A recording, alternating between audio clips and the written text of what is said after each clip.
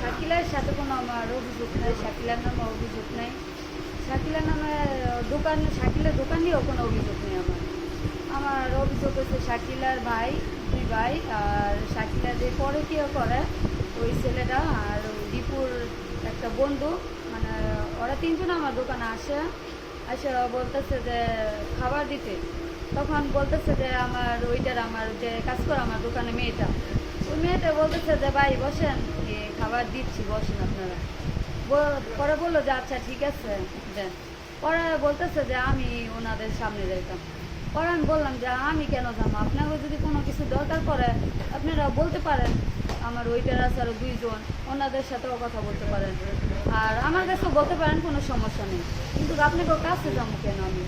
পরে এটা নিয়ে নেটকে তারা তখন নিয়ে শেখা অবস্থায় ড্রিঙ্কস করতেছে, মানে কোকের সাথে মিলাইয়া। আমিও আবার তখন বুঝতে পারিনি যে ওরা এগুলো করতেছে দোকানে।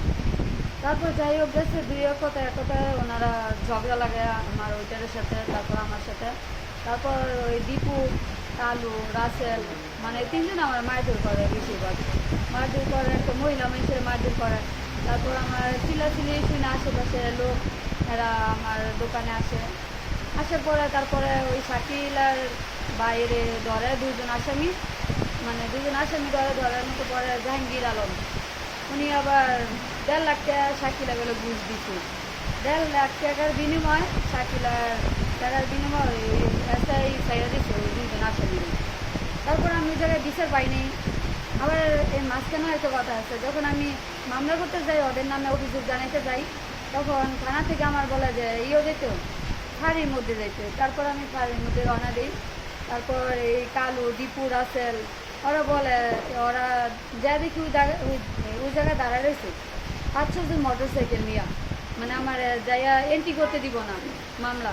তারপর আমি মেয়ে মানুষ, আমার তো কেউ নাই, আমার আত্মীয় স্বজন, আমার নানুর বাড়ি ওনারা আছে, ওনার খবর পাইয়া রাত্রে পরে আসছে।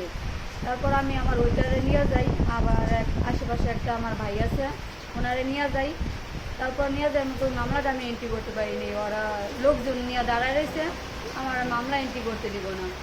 যাই হোক আমি চলে আসি ওই জায়গা থেকে, মামলা এন্ট্রি করতে পারিনি। তারপর আমি করে যাই এখন মামলা করি।